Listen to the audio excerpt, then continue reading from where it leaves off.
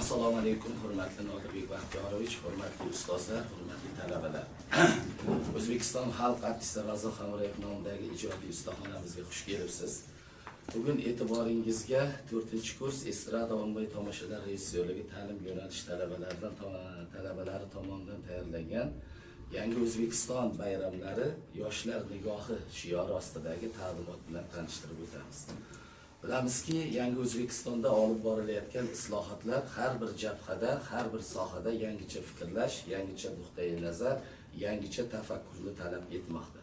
Bu holat bizni madaniyat san'atimizda, xususan ommaviy bayramlarda qandoq amalga oshiradi? Ya'ni bayramlarimizda yangi davr ruhiyatini, yangi texnologiyalar, media texnologiyalar, gologrammalar, sun'iy intellekt vositalari, vizual vositalardan qanday foydalanamiz? Bugun 6 ta bayram misolida ham milliy kontent, ham zamonaviy video texnologiyalardan foydalanish yuzasidan talabalarimiz o'zlarini g'oyasini namoyish taqdim etib o'tadi. Kursda 8 ta talaba tahsil oladi ustoz, shulardan 6 tasi taqdimot qilishadi.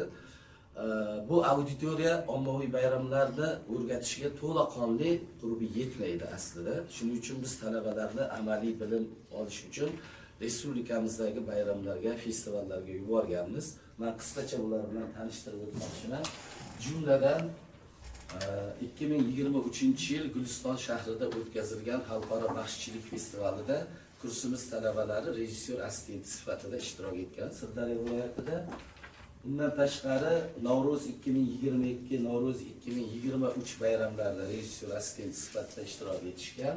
Rustam Dinamovich bilan Mustaqillik 2023, Mustaqillik 2022 bayramlarida ham rejissyor assistenti sifatida ishtirok etishgan. Hamda bu yil Zominda bo'lib o'tgan xalqaro maqom anjumanida talabalarimiz o'zlari amaliy bilimlarga ega bo'lish uchun katta maydonda mahoratlarni sinab ko'rishgan. Birinchi taqdimotimiz Rustam marhamat chiqib taqdimotingizni tayyorlang.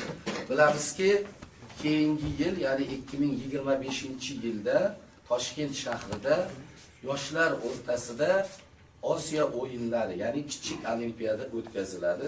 Mana shu olimpiadani taqdimoti bo'yicha g'oya muallifi Ruslan Rustamov. Marhamat. Assalomu alaykum Nodirbek Baxtiyorovich, hurmatli ustozlar, qadrli talabalar. Men 4-kurs talabasi Ruslan Rustamov.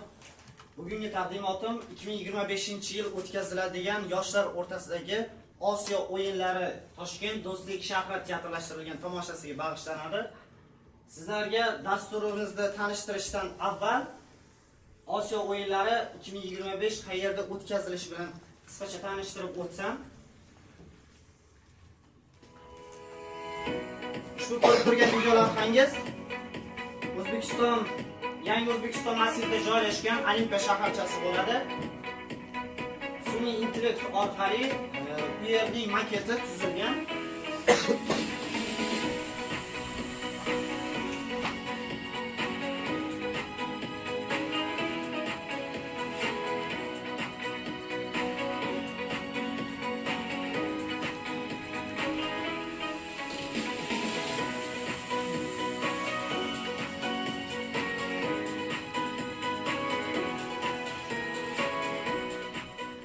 Albattaki hozirgi kunda Yangi O'zbekiston massivida joylashgan Olimpiya shaharchasi qurilish jarayonida va u yerga muhtaram prezidentimiz Shavkat Miromonovich Mirziyoyev bordilar. Obyekt bilan yaqindan tanishishdilar. Shavkat Mirziyoyev Olimpiya shaharchasi qurilishini borib ko'rdi. Bu ulkan majmua kelgusi yil yurtimizda bo'lib o'tadigan yoshlar o'rtasida Osiyo va Parosiyo o'yinlari uchun qurilmoqda. Musobaqalar Xalqaro Olimpiya qo'mitasi tomonidan tan olingan 29 ta sport turi bo'yicha o'tkaziladi. Ularda qit'amizning 45 ta davlatidan 3000 dan ziyod sportchi ishtirok etishi kutilmoqda. 100 gektar maydonga yoyilgan Olimpiya shaharchasida ularning barchasi uchun sharoit bo'ladi. Bugungi kunda asosiy inshootlarda jadal qurilish ketmoqda. Xususan 12 ming o'rinli Olimpiya stadioni marosimi, har bir 2000 dan tomoshabinga mo'ljallangan velodrom, suv sporti saroyi, yakkakurashlar va jamoaviy o'yinlar majmualari qad ko'tarib qolgan. Davlatimiz rahbari ushbu inshootlarda bo'lib, qurilishning borishini ko'zdan kechirdi. Mutasaddilar ochilish marosimi va musobaqalar paytida bo'lajak sharoitlar yuzasidan axborot berdi. Shavkat Mirziyoyev qulaylik va xavfsizlik masalalariga alohida e'tibor qaratdi. Bu jarayonlarni yuqori darajada raqamlashtirish, sun'iy intellekt vositalaridan keng foydalanish lozimligini ta'kidladi. Olimpiya shaharchasida shuningdek futbol, voleybol, tennis, chim ustida xokkey, yengil atletika kabilar bo'yicha 15 ta ochiq maydon bo'ladi. Muzey va ofislarni o'z ichiga olgan ma'muriy bino, bog'lar, sun'iy ko'l barpo etiladi. Toshkent 2025 Osiyo o'yinlarining logotipiga to'xtaladigan bo'lsak, ushbu logotipni o'zim yasaganman. Mana bu ko'rib turgan quyosh tasviringiz Osiyo o'yinlarining asosiy logotipi hisoblanadi. Ya'ni Osiyo o'yinlari qaysi bir davlatda bo'lishidan qat'iy nazar ushbu logotip tasvirlanadi. Uning tagida bo'lsa Humo qushini tasvirlaganman. Bilamizki, Humo qushi tinchlik, do'stlik, mehr, oqibat ramzi hisoblanadi. Shu sababli bizning teatrlashtirilgan tomoshamiz ham tinchlikka, do'stlikka, mehr, oqibatga urg'u berilgan va yo'naltirilgan. Shu sababli men Humo qushini tasvirini olganman.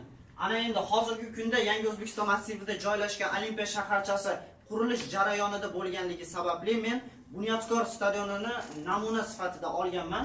Marhamat, uni turli xil rakurslardan ko'rishingiz mumkin. Mana bu bizning asosiy sahnamiz hisoblanadi. Maydonning barcha yerida, maydonning barcha nuqtasida monitorlar o'rnatilgan bo'ladi. Hattoki tomoshabinlar o'tiradigan o'rindiqlarning yonida ham maxsus qurilmalar joylashtirilgan bo'ladi. Ular orqali biz butun maydonni monitor sifatida ko'rsak ham bo'ladi. Mana bu zinalar bizning asosiy sahnamizga olib chiquvchi zinalar hisoblanadi. Mana bu yerda esa bizning asosiy sahnamiz joylashtirilgan bo'ladi. Prologimiz bilan bizning dasturimiz boshlanadi. Prologda teskari sanoq bilan boshlaymiz va teskari sanoqning mana shu yerda teskari sanoq ko'rsatiladi va teskari sanoqning pastki qismida katta bir yurak joylashgan bo'ladi. Har bir teskari sanoq bo'lganda ana shu yurak urishi natijasida mana shunday to'lqinlar butun stadionga tarqala boshlaydi. Ana undan so'ng maydonimizga Humo qushi uchib kirib keladi. Albattaki biz Humo qushini gologrammalar orqali tasvirlaganmiz. Humo qushi maydonimizga uchib keladi va yurakni olib Olimpiya halqalarining o'rtasiga olib borib joylashtiradi va Humo qushining o'zi maydonimizning narigi tarafiga borib joylashadi. Bilamiz, gologrammalardan barchamizning xabarimiz bor. Bizning gologrammalarimiz maydonimizning turli xil nuqtalariga maxsus chiroqlar yordamida joylashtirilgan bo'ladi va ushbu maxsus chiroqlarning bir yilga to'qnashishi natijasida mana shunday tasvirlar paydo bo'ladi. Bunga bir necha misollarda ko'rishingiz mumkin. Albattaki bunday gologrammalardan biz tomoshamiz mobaynida ko'plab foydalanib boramiz. Ana undan so'ng mikrofon orqali e'lon qilinadi, ya'ni bizning sahnamizga O'zbekiston Respublikasi Prezidenti Shavkat Mirziyoyev kirib keladilar va Osiyo o'yinini ochiq deb e'lon qiladi. Ana undan so'ng bo'lsa O'zbekiston Respublikasi Milliy gvardiya xodimlari O'zbekiston Respublikasi bayrog'ini mana shu nuqtadan olib chiqib, butun maydon bo'ylab mana shu nuqtaga olib kelishadi va bu yerda ham mikrofon orqali e'lon qilinadi, ya'ni O'zbekiston Respublikasi madhiyasi ijro etiladi. O'zbekiston Respublikasi madhiyasini Farruh Zokirov hamda Nasiba Abdullayeva xor jamoasi bilan birgalikda ijro etishadi. Ana undan so'ng ijro etishadi. Bilamizki, Osiyo o'yinlari yoki Olimpiya o'yinlari qaysi bir davlatda bo'lishidan qat'iy nazar, ana shu davlat o'zini tarixini ko'rsatishga harakat qiladi. Undan tashqari, hurmatli rektorimizning Jadid gazetasining bugungi sonida Oqtomir nomli maqolasi chop etildi. Oqtomir nomli maqolasi chop etildilar va u yerda bizning tariximizga, milliy qadriyatlarimizga asoslangan milliy kontentlarni yaratish vazifalari berildi va biz ham ushbu milliy kontentlarda aynan mana shu tarixiy blokimizda keng foydalanish g'oyalarini yo'lga qo'ymoqdamiz. Ushbu tarixiy blokimiz butun maydondagi monitorda videorolik bilan boshlanadi. Ya'ni ushbu videorolikda bizda koinotlarning yaralish tarixidan boshlanib kelib, sayyoralarning yaralishidan bo'lib, bizning o'lkalarga yaqinlashib keladi va u yerda Avesto kitobi chiqib kela boshlaydi. Uning ichidan bo'lsa ezgu fikr, ezgu so'z, ezgu amal so'zlari tasvirlanadi. Ana undan so'ng bo'lsa bizda Buyuk Ipak yo'li xaritamiz tasvirlanadi. Unda karvonlar chiqib kela boshlaydi. Karvonlar albattaki o'sha tuyalar, haqiqiy tuyalar va o'sha davrga mos kiyingan insonlar chiqib kelishadi. Ana undan so'ng bo'lsa bizning birinchi Renessans namoyandalari, ya'ni Abu Ali ibn Sina, Al-Farg'oniy, Al-Xorazmiy, Al-Beruniy, Abu Nasr Farobiylar tasvir gologrammalar orqali tasvirlanadi va ular maydonimizning turli xil nuqtalarida o'zlarining kashfiyotlarini kashf qilish jarayoni tasvirlanadi. Maydonimizning o'rtasida bo'lsa Al-Beruniy o'zining birinchi globusini yaratadi. Mana shu paytda Chingizxon o'zining qo'shini bilan bostirib kirib keladi. Albatta Chingizxon ham gologramma orqali tasvirlanadi. Uning qo'shini bo'lsa haqiqiy insonlar ijro etishadi. Chingizxon o'zining qo'shini bilan bostirib kirib keladi va birinchi globusni teskari holatga keltiradi. Bundagi ma'no bu Chingizxon o'zining o'sha bosqinchiliklari bilan yer yuzini ag'dar-to'ntar qildi degan ma'noda qilib olganmiz. Ana undan so'ng bo'lsa maydonimizga Amir Temur o'zining qo'shini bilan kirib keladi va Chingizxon bilan jang qilib uni yengadi. Ana undan so'ng bo'lsa Beruniyning birinchi globusini havoga ko'taradi. Va Amir Temur o'zining bunyodkorlik ishlarini olib bora boshlaydi. Ya'ni maydonimizning turli xil nuqtalarida mana shunday tarixiy binolarimizni qurdira boshlaydi. Bu paytda Alijon Isoqov ijrosida Timur Bobom hamda Ozoda Nursaidova ijrosida Ajdodlarim qo'shig'i ijro etiladi. Ana undan so'ng bo'lsa bizni ikkinchi Renessans namoyandalari kirib kelishadi. Ya'ni Mirzo Ulug'bek bobomiz kirib keladilar va o'zining rasadxonasini mana shu nuqtada qurdira boshlaydi. Ana undan so'ng Alisher Navoiy va Zahiriddin Muhammad Bobur bobolarimizning gologramma orqali tasvirlari namoyon bo'ladi va butun maydon bo'ylab monitorda ularning yozgan g'azallari, she'rlari, asarlari, video lavhalari ketadi. Bu paytda Yulduz Turdiyeva ijrosidan Ishq ayladi hamda Ozodbek Nazarbekov ijrosida Lola va boshqa havodir qo'shiqlari ijro etiladi. Bundan so'ng bo'lsa bizni ikkinchi Renessansdan uchinchi Renessansga ko'prik desak ham bo'ladi. Ya'ni bizning jadid bobolarimiz kirib kelishadi. Mahmudxo'ja Berqodiy, Usmon Nosir Abdulhamid Cho'lpon, Abdulla Avloniy, Abdurrauf Fitrat, Abdulla Qodiriy, Abdurashidxon Munavvar qori va shunga o'xshash ko'plab jadidlarimiz sahnamizda gologrammalar orqali namoyon bo'linadi va ularning ham butun maydon bo'ylab videoda ularning o'sha yozgan she'rlari, asarlari, video lavhalari ketadi. Bu paytda Sardor Mamadaliyev ijrosida Oydanda Go'zal hamda Bojalar guruhi ijrosida Jadidlarim qo'shig'i ijro etiladi. Ana undan so'ng bo'lsa Chor Rossiya askarlari kirib kelishadi va bizning jadid bobolarimizni qo'lga olib, ularni olib chiqib ketishadi.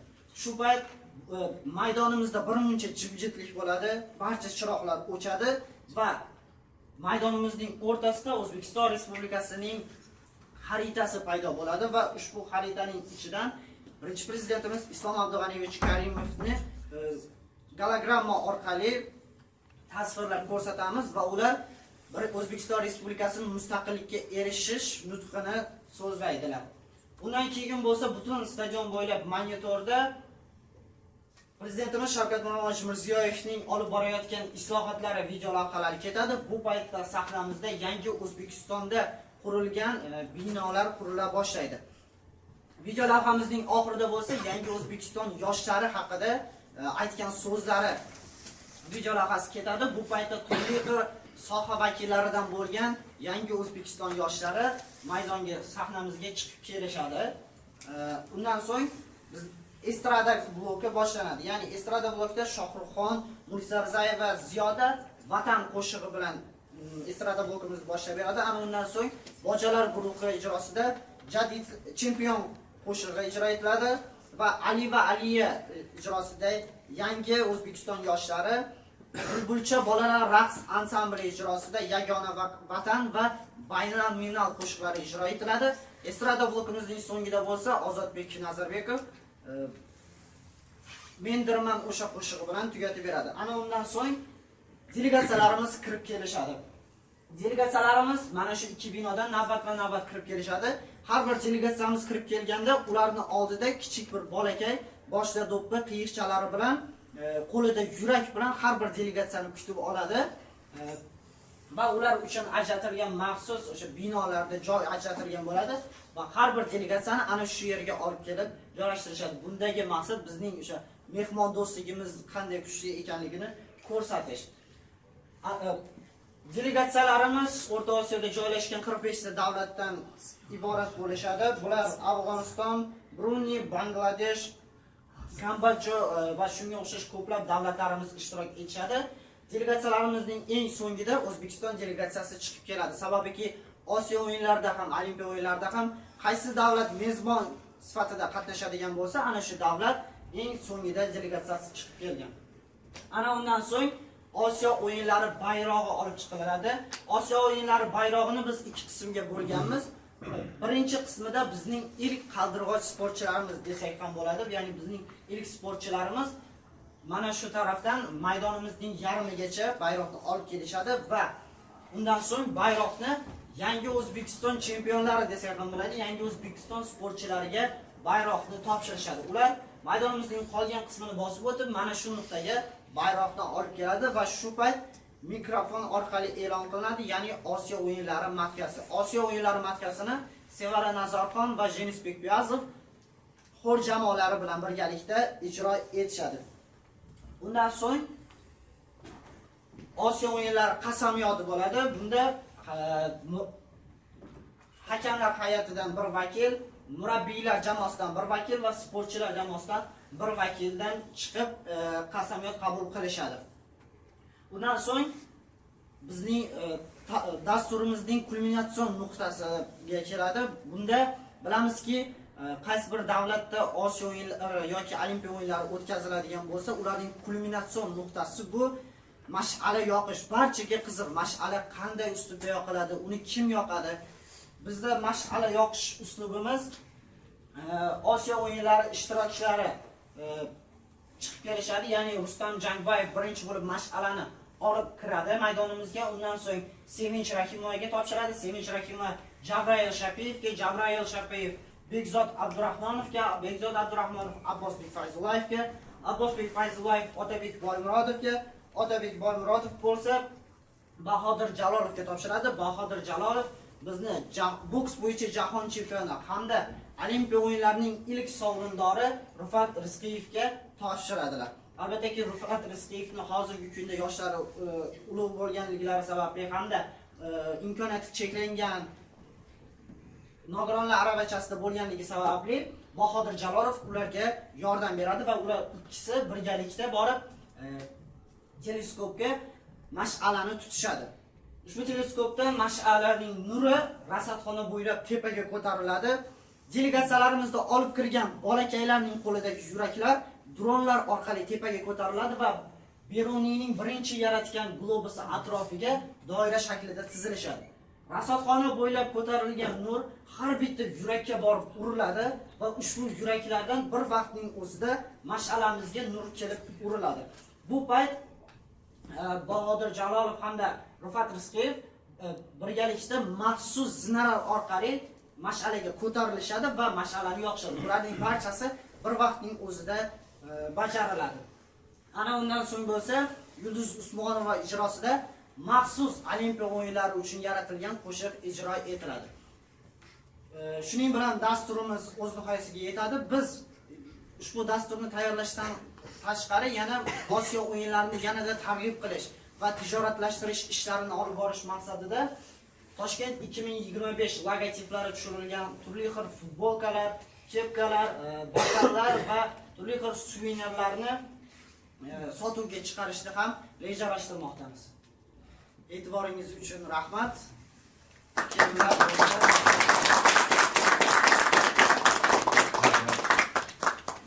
Navbatdagi taqdimotimiz o'sha milliy kontentni davom ettiramiz. Biz har qanday texnologiya, zamonaviy texnologiyadan foydalanmaylik, lekin uni zaminida milliy o'zligimiz, milliyligimiz saqlanib qolishi kerak. Navbatdagi taqdimotimiz Mehrjon bayramiga bag'ishlanadi. Bilasizlar, bizning tariximizda Mehrjon degan katta bayramimiz bo'lgan. Mana shu bayramni tiklash va o'tkazish yuzasidan g'oya muallifi Shahzodbek Qurbonov. Marhamat. Avvalambor assalomu alaykum, hurmatli Nodirbek Baxtiyorovich, hurmatli ustozlar hamda talabalar. Men 4-kurs talabasi Qurbonov Shahzodbek bo'laman. Bugungi taqdimotim milliy bayramimiz bo'lgan Mehrjon bayramiga bag'ishlanadi. Mehrjon bayrami kuz faslida hosil yig'im terimi yakunlanganda nishonlanadigan bayram hisoblanadi. Mehrjon saxovat ramzi nomli taqdimotimni boshlashdan avval mana bu rolikka e'tiboringizni qaratmoqchiman.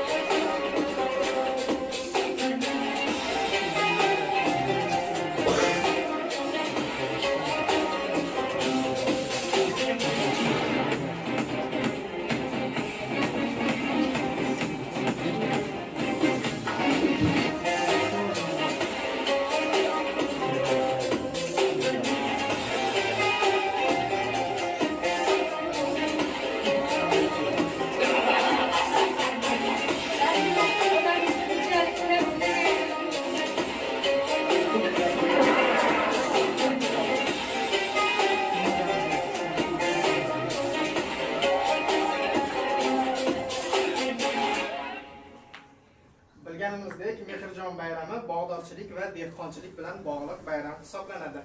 Bu ko'rib turganimiz esa O'rta Osiyo xalqlarining qadimgi bayramlari hisoblanadi.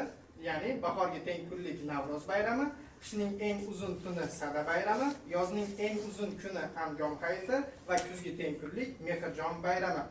O'rta asrlarda Mehrjon, ya'ni Mehrjon bayrami muhim bayramlardan biri sifatida nishonlanib kelingan.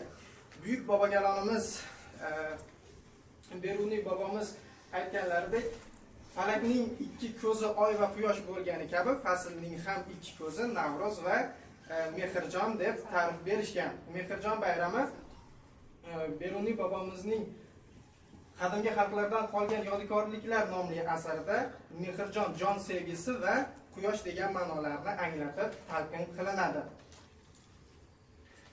Mehrjon bayramiga men uni logotipini tayyorladim. Ko'rib turganingizdek, uni atrofida tun va o'rtasida quyosh joylashgan. Bu o'sha kuzgi teng kunlikni hamda Mehrjon so'zini ma'nolarini anglatib, bu yerda ifodalaydi. Mana undan keyin e'tiborimiz markazdagi sopollagan hamda ko'za va kuzgi poliz ekinlariga tushadi.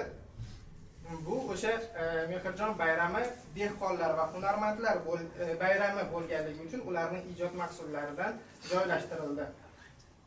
Mehrjon bayramini o'tkazish uchun Farg'ona viloyatining Ahmad al-Farg'oniy bog'i tanlandi. Sababi nega aynan Farg'ona viloyati? Chunki Farg'ona viloyati juda qadimiy shahar hisoblanganligi, shuningdek Farg'ona shahri dehqonlar va hunarmandlar yurti ham deb atalganligi uchun aynan Farg'ona viloyati tanlandi. Bu esa Ahmad al-Farg'oniy bog'ini sun'iy yo'ldosh orqali tushirilgan tasviri. Bu esa bayram o'tkaziladigan maydonning turli rakurslardan ko'rinishi. Bu esa bayram o'tkaziladigan maydonning chizma shakli. Ana endi men bayram o'tkaziladigan maydonning badiiy bezagi bilan sizlarni tanishtirib o'tmoqchiman. Mana bu ko'rib turganingizdek turli yo'laklarda har xil sayllar o'tkaziladi. Ya'ni qovun sayli, olma sayli, uzum sayli, qurut sayli, anor sayli, anjir sayli, qovoq sayli va xurmo sayllari o'tkaziladi. Mana bu yerda esa Ahmad al-Farg'oniy haykali joylashgan bo'lib, uning badiiy ko'rinishi mana bunday ko'rinishda bo'ladi. Bayroq shaklidagi monitorlar o'rnatiladi. Bir tomonda dehqonchilikka oid ko'rgazmalar, bir tomonda hunarmandchilikka oid ko'rgazmalar mana shunday tarzda o'rnatiladi. Ana undan keyin maydonimizning mana bu qismida sahna joylashgan bo'lib, sahnamiz mana bunday ko'rinishda bo'ladi. Eslatib o'tishim kerak. Sahnamiz maxsus qurilgan bo'lib, uni asosini monitor tashkil qiladi. Monitorda 5D grafika asosida mana bunday tasvirlar, sahnamizning ko'rinishlari o'zgarib boradi. Ko'rishingiz mumkin. Ana endi ko'k rangli joylarda esa o'sha turli xildagi ko'rgazmalar joylashtiriladi. Maydonimizning sariq rangli joylarida esa farg'onalik usta hunarmandlar tomonidan yasalgan yog'och stullarda dasturxonlar bezatilib, kelgan mehmonlar va turistlar uchun joylar tashkil qilinadi. Ana undan keyin mana bu aylana shakllarda esa chodir jamoalari o'z tomoshalarini namoyish qilishadi. Ana undan so'ng mana bu yashil joylardagi binafsha rangli joylarda esa ko'rib turganimizdek milliy o'yinlarimiz dol o'yinlari, kurash o'yinlari hamda kuzgi taomlar 5 tonnalik osh hamda qovoq somsalar tayyorlab xalqqa tarqatiladi. Ana endi men Mehrjon bayramini o'tkazish dasturi bilan sizlarni tanishtirib o'tsam, Mehrjon bayramini asosan 2 qismga bo'lib o'tkazamiz. Birinchisi kunduzgi sayl dasturi, ikkinchisi kechki shou konsert dasturi. Dast avval mana bu yo'laklardan jarchilar, karnay surnay sadolari, folklor jamoalari, masxarabozlar bayram boshlanganligi haqida hamda odamlarni bayramga chorlab yurish o'tkazishadi. Karnay surnay sadolari bayram o'tkaziladigan maydonga yetib borganda mana bu yerda tomoshalar boshlanadi. Dast avval Farg'ona viloyati hokimi Bozorov Xayrullo Hayitbayevichga beriladi. Ular bayramni ochiq deb e'lon qilishgandan so'ng birin-ketin Mehrjon bobo, Kuz bobo, Quyosh bobo, Oyxon, Yulduzxon kabi badiiy obrazlar chiqishlari, bolalar raqsi, askiyachilar chiqishi, maqomchilar chiqishi, folklor jamoalari chiqishi, xalq o'yinlari kabi chiqishlar birin-ketin namoyish etiladi maydonimizning mana bu qismida. Ana endi men sizlarni kechki shou konsert dasturi bilan tanishtirib o'tsam, dast avval Bek doirachilar ansambli tomonidan doira shou o'tkaziladi. Doirachilar mana bunday doiralarda, mana bunday maxsus chiroqlar orqali bezatilib, rangli doiralar shousini namoyish qilishadi. Doirachilar sahnada va sahnaning pastki qismlarida o'z chiqishlarini taqdim etishadi. Undan so'ng Qilichbek Madaliyev o'zini vatan qo'shig'i bilan sahnaga chiqib keladi. Raqsida Zebo raqs ansambli raqqosalari qo'llarida kuzgi mevalar bilan hamohanglikda raqs ijro qilishadi. Ana undan so'ng DJ Makarela sahnaga chiqib keladi. Bu zamonaviy va milliy musiqalarni yaxlitligini namoyon qiladi. Musiqa yangrayotgan paytda maydonimizning mana bu qismida esa gologramma orqali hunarmand gavdalanib raqs ijro qiladi. Undan keyin Botir Qodirov o'zini yurtim qo'shig'i bilan sahnaga chiqib keladi. Qo'shiq yangrayotgan paytda maydondagi fontanlar turli ranglar bilan ranglarga kirib, ranglarini o'zgartirib, favvora raqsini namoyon qiladi qo'shiq bilan birga hamohanglikda. Undan keyin Mayim Boys Group ijrosida Lagan raqsi tomoshasi taqdim etiladi. Ijrochilar mana bunday maxsus kiyimlarda bo'lishadi. Sahnamizning ko'rinishi esa mana bunday ko'rinishga o'tadi. Bular o'zlarining raqslarini tugatgandan so'ng barcha chiroqlar o'chirilib, maydonimizning yuqori qismida gologramma orqali hunarmand Lagan raqsini davom ettiradi. Ana undan keyin Gulsanam Mamazoitova sahnaga o'zining mustaqzod qo'shig'i bilan chiqib keladi. San'atkor qo'shiq ijro qilayotgan paytda maydonning barcha monitorlaridan 3D grafika asosida o'zimizni o'sha kuzgi va yozgi har xil mevalar birin-ketinlikda namoyish bo'ladi. Undan keyin Modern Dangerous raqs guruhlari tomonidan raqs shou o'tkaziladi. Unda mana bunday maxsus chiroqli kiyimlarda o'zimizning milliy matomiz bo'lgan atlas va adras matolari aks ettiriladi. Ular mana shunday maxsus kiyimlarda raqs ijro qilishadi. Undan so'ng men sizlarni qo'shiqlar ketma-ketligi bilan tanishtirib o'tmoqchiman. Bunyodbek Saidov Papuri raqsida Lazgi raqs ansambli, Otabek Muhammad Zohid Tantana raqsida Farg'ona raqs ansambli, Zulayxa Boyxonova Duk raqsida Shodlik raqs ansambli, Ozodbek Nazarbekov Kundan kun yaxshi raqsida G'uncha bolalar ansambli. Ana undan so'ng final qismi boshlanadi. Yulduz Usmonova Mehrjon bayramiga bag'ishlangan qo'shiq. San'atkorlar qo'shiq ijro qilayotgan paytda maydonning monitorlaridan o'sha 3D grafika asosida mevalar hamda hunarmandchilikka oid ko'rgazmalar birin-ketin namoyish qilinadi. Bu esa final qismi. Final qismida hamma san'atkorlar sahnaga chiqishadi. Sahnaga chiqib qo'shiq yangrayotgan paytda maydonimizning yuqori qismida dron shou o'tkaziladi. Dron shouda ko'rib turganimizdek mana bunday tasvirlar birin-ketin namoyon bo'ladi.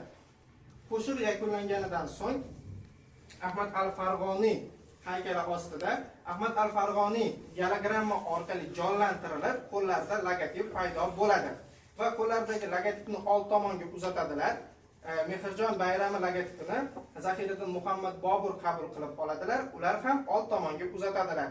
Shunda Mahmud Xo'ja Behbudiy bobomiz logotipni qabul qilib olib, old tomonga uzatadilar va hozirgi davr yosh hunarmandiga logotipni uzatadilar. Bu yosh hunarmand logotipni yuqoriga ko'targanda mushakbozlik boshlanadi.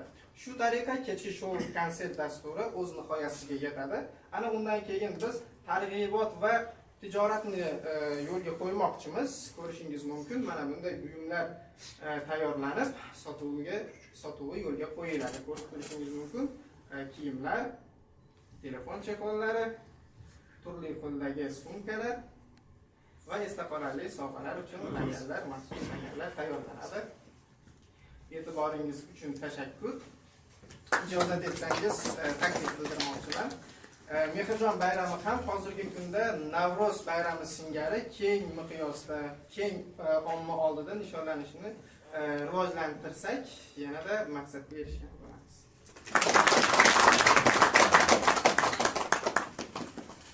Rahmat. Navbatdagi taqdimotimiz bilamizki 2023-yil fevral oyida Rossiyaning Kazan shahrida kelajak o'yinlari, ya'ni digital o'yinlar bo'yicha festival bo'lib o'tdi. Bu keng dunyo jamoatchiligi tomonidan ikkinchi olimpiada ham deb yuritildi va o'shanda prezidentimiz hozir video lavhadan ham ko'rasizlar, nutq so'zlab 2026-yilda Toshkent shahrida o'tkazilish bo'yicha fikr berdi.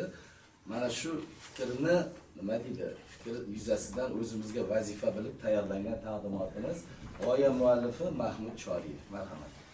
Assalomu alaykum hurmatli Nodirbek Baxtiyorovich, assalomu alaykum hurmatli ustozlar, qadrli talabalar. Men Choriyev Mahmud 4-kurs talabasiman. 3-Renessans ostonasida deb nomlangan kelajak o'yinlari 2026 olimpiadasiga bag'ishlangan ochilish marosimi teatrlashtirilgan tomoshasi taqdimotini sizlarga havola etmoqchiman. So'zim avvalida ushbu videorolik bilan tanishtirsak. Aziz do'stlar, bugun mana shunday katta anjumanda hurmatli Rossiya prezidenti Putin Vladimir Vladimirovich tashabbus bilan o'tkazayotgani haqiqatda bu dunyoda bu birinchi va men hamma uchrashuv birinchi mana shu kelajak o'yinlar uchrashuvlarini tabriklayman va Rossiya xalqini ham mana shu katta bayram bilan tabriklayman va bugun Vladimir Vladimirovich aytdi, mana shu Qozonda katta tadbirlar o'tyapti va Qozon xalqini, yoshlarini mana shunday bayram bilan ham alohida tabriklamoqchiman va bugun bu musobaqalarda O'zbekiston yoshlari ham qatnashyapti. Ularga ham men omad tilayman va omadlaring hammalaringga yor bo'lsin. Katta rahmat sizlarga. Я еще раз искренне поздравляю Владимира Владимировича с этой инициативой, потому что на самом деле эта инициатива впервые в мировом сообществе спорта происходит, в новом направлении. Я этому виду спорта желаю дальнейших успехов, потому что начинание с России начинается, и мы думаем, все мои коллеги согласятся, потихоньку, в следующий раз в Казахстане, а в 2026 году мы готовы вас принять в Узбекистане. Prezidentimizning ushbu nutqlaridan motivatsiya olgan holda biz ushbu taqdimotni ushbu mavzuda tayyorladik. Ko'rib turganingiz, kelajak o'yinlari 2026 olimpiadasining logotipi hisoblanadi. Bunda kelajak o'yinlari uchun kerakli anjomlar, ya'ni klaviaturalar, pultlar va boshqaruv anjomlari hamda o'rtada O'zbekiston Respublikasi bayrog'ini ko'rishingiz mumkin. Ana endi ochilish marosimimiz o'tadigan badiiy sahnamizga yuzlansak, ushbu sahnamiz Bunyodkor stadionida joylashtirilishi maqsad qilingan va biz bu sahnani sun'iy intellekt yordamida tayyorlaganligimiz sababli random tarzda aniqlab bergan maydonga joylashtirgan. Biz hozir dekoratsiyaga to'xtalib o'tadigan bo'lsak, ochilish marosimimizning mavzusi 3-Renessans ostonasida deb nomlangan. Mana shu mavzudan kelib chiqqan holda biz uchta ustunni uchta renesansga bog'laganmiz. Ya'ni chap tomondagi ustun birinchi, o'ngdagi ikkinchi, o'rtadagi esa uchinchi renesansni ifodalaydi va o'rtadagi globusimizda O'zbekiston xaritasi bo'rttirib ko'rsatilgan bo'ladi va o'rtada uchinchi renesans O'zbekiston kelajagining poydevori hisoblanadi degan mantiqni yuqori surganmiz. Sahnamizning o'rtasidagi ushbu nuqtada gologrammik chiroqlar bilan boyitilgan maxsus nuqtamiz mavjud bo'ladi. Bu gologrammadan biz keng foydalanamiz va eslatib o'tishimiz kerakki, maydonimiz ham gologrammik chiroqlar bilan boyitilgan va maydonimiz uzra ovoz kuchaytirgichlar o'rnatilgan bo'ladi va biz ushbu ochilish marosimi uchun barcha musiqalar va qo'shiqlarni 8D formatida yozmoqchimiz. Va ko'rib turganingiz sahnamizning ikki chetidagi moslamalar bular tomoshamizning ta'sirchanligini oshirishi va g'oyasini yanada keng yoritib bera olishligini ifodalash maqsadida shartli ravishdagi teleportatsiya tunnellari, ya'ni portallari hisoblanadi. Bu portallar ham harakatlanish xususiyatiga ega, ya'ni maydon aylanasi bo'ylab harakatlanadi va maxsus joyga borganda sahna pasti ochilib, ishtirokchi sahna pastidan ikkinchi nuqtadan, ya'ni ikkinchi gologramma, ikkinchi teleportatsiya portalidan chiqishlik imkoniyatiga ega bo'ladi. Sahnamiz bilan tanishdik. Ana endi prolog qismi, ya'ni muqaddimasida biz teskari sanoq vaqtida, teskari sanoq robot ovozida MP3 variantida ketadi va gologramma nurlari orqali inson qo'liga qo'ngan kapalak uchib robot qo'liga qo'nganligi tasvirlanadi. Bu bilan biz zamonning tezlashuvi hamda inson hayoti bevosita texnologiyalar va innovatsiyalar bilan bog'liq bo'lib borayotganligini tasvirlamoqchimiz. Hamda kelajak o'yinlari olimpiadasi ro'yxatiga kiritilgan o'yinlar bilan tanishtiruv nomeri ketadi. Bu yerda maydonning har bir burchaklarida o'yinga kiritilgan hozirgi o'yinlar va biz o'zbek milliy o'yinlarimizni ham kiritmoqchimiz, ya'ni chillak, lanka tepti, kurash o'yinlari va shu kabi milliy o'yinlarimizni ham kiritib, maydon har bir burchaklarida jonli tarzda mana shu o'yinlardan lavhalar ijro etiladi va chiroq o'chib, har bir ishtirokchi va ularning qurollari ham mana shunday gologramma nurlari orqali digital shaklga kirishadi va o'yinlarning digital shaklarini namoyish qilib berishadi. O'yinlarning tanishtiruv nomeri tugaganidan so'ng O'zbekiston Respublikasi madhiyasi ijro qilinadi.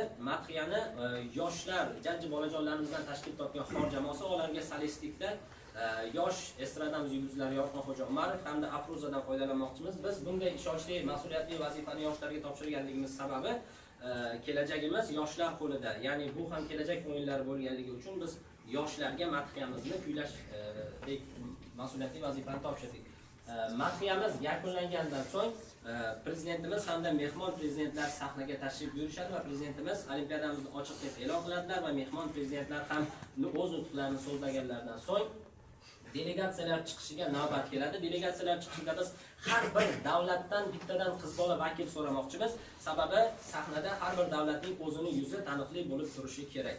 Va biz bu qizlarni o'z vatanlari bayrog'i ranglari hamohangligida kostyumlar bilan kiyintirmoqchimiz hamda ularni sahnaga mana shu tarzdagi robotlar hamda androidlar olib chiqib va o'zlari uchun tayyorlangan joylarga kuzatib qo'yishadi va har bir davlat delegatsiyasi sahnaga ko'tarilganda dronlar orqali, mana shunday dronlardagi chiroqlar orqali har bir davlat bayroqlari aks ettiriladi. Biz ko'rib turganimiz O'zbekiston Respublikasi bayrog'i misolida. Delegatsiyalar chiqish tugagandan so'ng badiiy qismimizni boshlaymiz. Badiiy qismimizda prezident maktabidan darslarni yakunlab chiqayotgan ikki do'st tariximizdan, ota-bobolarimiz, allomalarimiz va jadidlarimizdan ruhlangan holda suhbat jarayonida oldilardan teleportatsiya portali chiqadi va u portaldan kelajakdan kelgan mehmon gavdalanadi. Kelajakdan kelgan mehmon ham mana shunday gologrammik chiroqlar bilan boyitilgan va lazer nurlari bilan boyitilgan kostyumda, ya'ni kelajak ruhini berib turuvchi kostyumda bo'ladi va bolalar avvaliga qo'rqishadi, ajablanishadi, hayratlanishadi va kelajak odami bilan tanishib va bu darajaga, ya'ni zamonlar o'sha teleportatsiya portali yaratish darajasigacha qanday erishdik, bu portal qanday yaratildi deb so'raganlarda kelajak odam aytadiki, biz bu portalni yaratishda kimyo hamda fizika texnologiyalarini birlashtirdik va bu texnologiyalarni birlashtirish uchun bizga juda ham katta yordam bergan, ya'ni o'zimizning Al-Xorazmiy bobomiz sanoq sistemasiga kiritgan nol orqali yaratilgan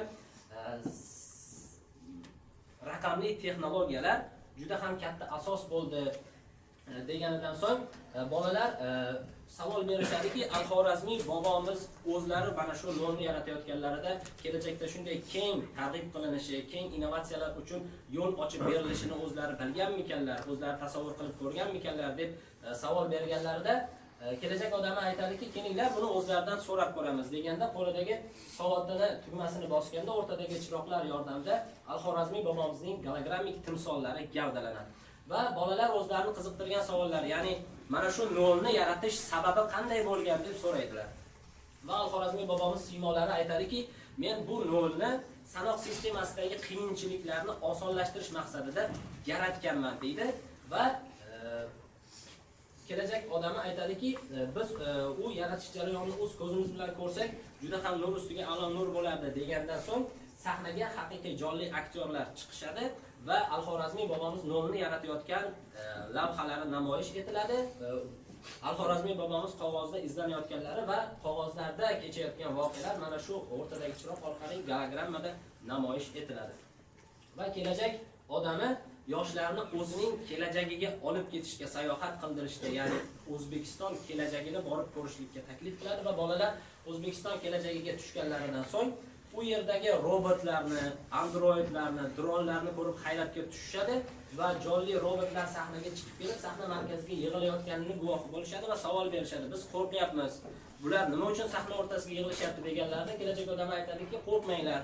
Bu robotlar insonlarga xizmat qilish uchun yig'ilishyapti. Ya'ni bular hozir bizga ko'ngilochar tomosha qo'yib berishadi. Chunki kelajakda insonlar uchun robotlar xizmat ko'rsatadi deganlarida sahna markaziga yig'ilgan robotlar o'rtadagi gologrammik orqali gavdalantirilgan o'zbek milliy raqqosining solistligi ostida dilxiroj raqsga tushishadi.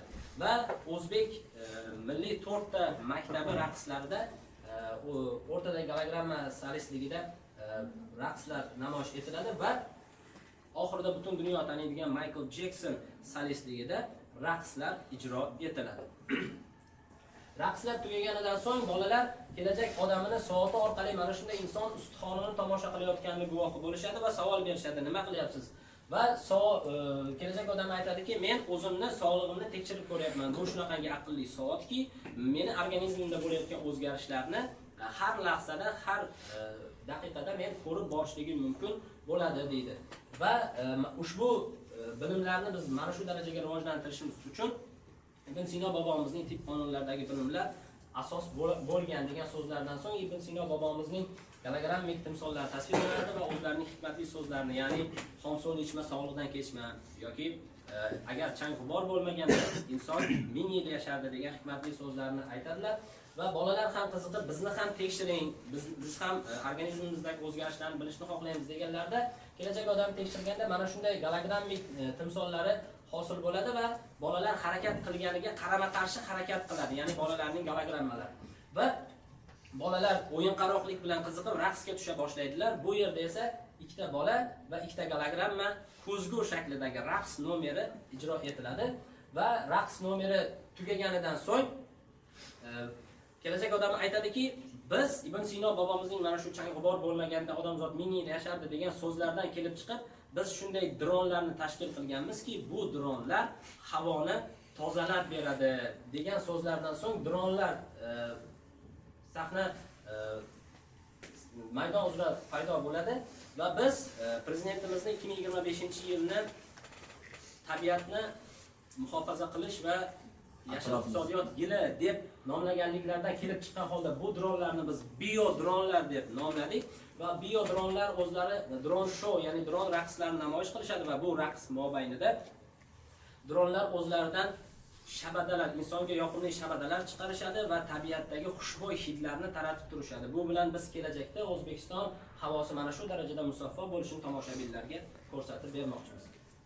Va bu nomerimiz tugagandan so'ng ruhlangan bolajonlar tabiatimizda yana qanday o'zgarishlar bo'ldi deb savol berganlarida kelajak odam aytadiki, biz mana shu kelajagimizda orolni to'ldirdik. Sun'iy sug'orish va sun'iy qor yomg'irlar yordamida orolni to'ldirdik va u yerda butun dunyodan mehmonlar kelib, turistik muhit, turistik zona tashkil qilingan ular u yerda insonlar ko'ngilochar tomoshalardan bahramand bo'lishyapti, dam olishyapti, hordiq chiqarishyapti deganlarda transformatsiyaga mo'ljallangan sahnamizning old qismi ko'tarilib 3 metr balandlikdagi akvarium hosil bo'ladi va bu akvarium barcha tomoshabinga birdek ko'rinishligi maqsadida avval shaklda bo'ladi. Unda g'avvoslar raqslar ijro qilishadi, baliqlar raqsi hamda suv dronlari, lazer nurlari yordamida raqslar ijro qiladilar. Suv dronlari mana shunday shaklda bo'ladilar. Va Mirzo Ulug'bek bobomizga navbat keladi. Mirzo Ulug'bek bobomiz gologrammik nur orqali aks etgan siymolari o'zlarining Ziji Jadidi Quragoniy asarlarida keltirgan 1018 ta yulduzlar haqida ma'lumot beradilar va ularni kelajak avlodga nima uchun aniqlab berganliklarini samarasi haqida gapiradilar. Va kelajak odam aytadiki, Mirzo Ulug'bek bobomiz biz uchun aniqlab ketgan yulduzlarni endi biz borib o'rganyapmiz. Shu borib o'rganish uchun kerak bo'ladigan darajadagi kosmik kemalarni yarata oldik deganlarida maydonimiz qorong'ilashadi va mana shunday gologramma nurlari orqali kosmos, ya'ni koinot tasvirlanadi. Va gologrammik nur orqali yaratilgan kosmik kemaga shartli ravishda bolalar arxonlar yordamida o'tirib ko'tarilishadi va ma'lum bir sayyorani o'rganayotgan lahzalari namoyish etiladi va bu orada maydonning bo'sh havo qismlarida akrobatlar va raqqoslar arxonlar bilan ko'tarilib raqslar namoyish etishadi. Bu raqslar uchun maxsus kuylar bastalanadi. Va bu nomerimiz tugaganidan so'ng Alisher Navoiy bobomizga yuzlanamiz. Alisher Navoiy bobomiz ham o'zlarining hikmatli so'zlaridan, o'zlarining asarlari haqida ma'lumotlardan beradilar va kelajak odam aytadiki, biz kelajakda Alisher Navoiy bobomizni va barcha bobolarimiz asarlarini robotlar orqali o'rganyapmiz. Kitoblar vazifasini bizga robotlar bajarib beryapti, ya'ni robotlar ovoz orqali aytib berib, bizni asarlar bilan tanishtiryapti deganlarda sahnada mumtoz sozandalarimiz o'zimizning milliy cholg'u asboblarida kuy ijro etishadi va sahnaga androidlar chiqib kelib, robot ovozda Alisher Navoiy bobomiz g'azallaridan va dostonlaridan parchalar ijro etadilar. Va bu nomerimiz tugaganidan so'ng o'zbek milliy xonandalari, milliy mumtoz qo'shiqchilik xonandalari Alisher Navoiy bobomiz g'azallaridan bastalangan kuy qo'shiqlarini, ashulalarni ijro etadilar. Va bu nomerimiz tugaganidan so'ng jadidlarimizga yuzlanamiz. Bolalar jadidlar bilan suhbat jarayonida yangi maktab yaratish lahzalarini, teatr yaratilishi, romanchilikka solingan asoslar haqida suhbat qurishadi va bolalar kelajak odamga aytishadiki, keling biz jadidlarimiz zamoniga qaytib, ularni mana shunday qatag'ondan himoya qilaylik, olib o'zimizning tinch zamonga olib kelaylik deganlarida kelajak odami shunday javob qiladiki, buning iloji bor. Lekin biz agar bu ishni amalga oshirsak, tarix tizgini o'zgarib ketadi va biz mana shunday kelajakka ham erisha olmasligimiz mumkin bo'ladi. Shuning uchun keling men sizlarni o'z zamoningizga qaytaray va siz mana shunday kelajak uchun harakat qilib, 3-renessansni barqarorlashtiring deydi va bolajonlarimiz o'z zamonalariga qaytadilar va ko'rib turgan globusdagi O'zbekiston xaritasi mana shunday O'zbekiston Respublikasi bayrog'i ranglari bilan boyitiladi va globusimiz ko'tarilib oldinga keladi. Bolajonlarimiz sahna markazida, sahnaning chap tomonida gologrammik portal ochiladi va tarixiy bobolarimiz gavdalanib turishadi. O'ng tomonida ham portal ochilib, kelajakdagi yangi O'zbekiston kelajagidagi insonlar o'zlarining innovatsiyalari bilan birga gavdalanib turishadi va bu orada G'ulomjon Yoqubovning O'zbek kelayotir qo'shig'i yangrab turadi. Ushbu qo'shiq tugaganidan so'ng kelajak o'yinlari uchun bastalangan maxsus qo'shiq yangraydi va estrada nomerlari, bu yerda estradamizning yorqin yulduzlari ijrosidagi kuy qo'shiqlar ijro etiladi va ochilish marosimimizning so'ngida yoshlar orkestri yordamida jo'rligida Ozodbek Nazarbekov solistligida Yangi O'zbekiston bu qo'shig'i bilan ushbu teatrlashtirilgan tomoshamiz, ochilish marosimimiz o'z yakuniga yetadi. Va biz mana shu marosimni kelajak o'yinlari 2026 ni keng targ'ib qilish maqsadida, tijoratlashtirish maqsadida milliy soqolchilik buyumlarimizga logotiplar tushirilgan mana shunday laganlarni, piyolalarni sotuvini yo'lga qo'ymoqchimiz va futbolkalar, e'tiboringiz tushgan bo'lsa, kamarlarni ham ko'rishingiz mumkin va shu kabi buyumlarni keng targ'ib qilishni maqsad qilyapmiz. E'tiboringiz uchun tashakkur.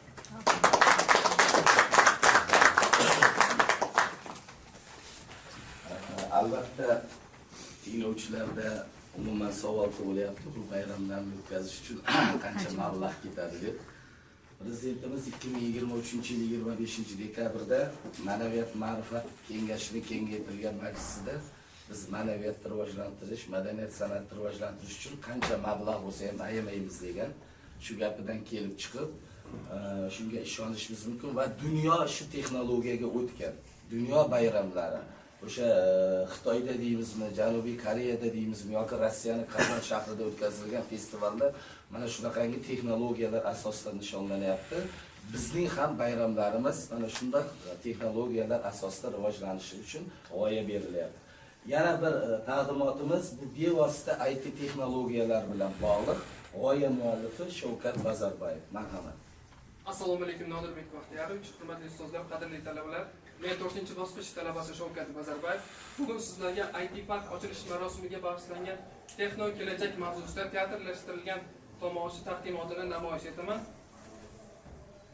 2018-yil muhtaram prezidentimiz Shavkat Mirziyoyev 30-sentyabrdan 2-oktyabrgacha bo'lgan davrda Hindiston o'lkasiga tashrif buyurdilar. Ushbu tashrifni videorolik orqali ko'rishingiz mumkin. Tashrif davomida O'zbek va Hind tomonlari o'rtasida IT hamkorlikni yanada kengaytirish masalalari ko'rib chiqiladi. O'zbekiston Hindistonning axborot va texnologiya kompaniyalari bilan birgalikda dasturiy ta'minot tizimini yaratish hamda O'zbekistonda ham axborot texnologiyalari parkini yaratish bo'yicha muhim bir masalalarni ko'rib chiqishadi.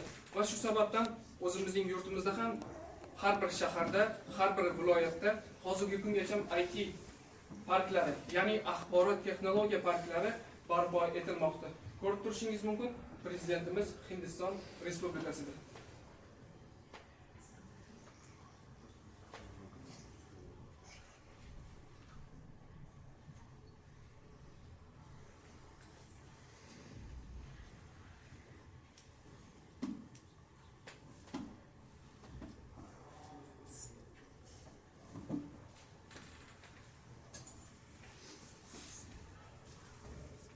Iqtisodiyotimizni barqarorlashtirish, barcha sohalarning sifatli va samarali ishlashi, aholining qulayligi axborot texnologiyalariga bog'liq.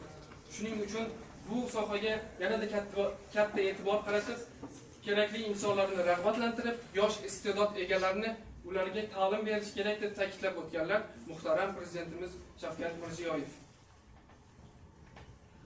Ochilish marosimi uchun misol sifatida, namuna sifatida Mirzo Ulug'bek tumanida joylashgan IT Park binosini olganman. Ko'rishingiz mumkin. Bu esa IT Parkning chizmasi. Hovli qismiga maxsus sahna joylashtirmoqchiman. Mana shu ikki bino qarshisida maxsus sahnamiz joylashadi. Ochilish marosimiga kelayotgan mehmonlar uchun maxsus esdalik sovg'alari beriladi. Mana shunday ko'rinishdagi planshetlar, hattoki futbolkalar, bir necha misollar bilan kelgan mehmonlar ushbu planshetlarni olganda ularning ichida IT sohasiga oid barcha yangiliklar, maxsus dasturlar mavjud bo'lib, ular bilan tanishib chiqish qobiliyatiga ega bo'ladi. Ochilish marosimimiz ikki qismdan iborat. Birinchi qismida ekskursiya qismi, ikkinchi qismi esa teatrlashtirilgan tomosha. Birinchi ekskursiya qismining o'zi ham alohida 3 bosqichdan iborat. Birinchi bosqichda mana shunday 3D ekranli zallarga tashrif berishadi mehmonlarimiz.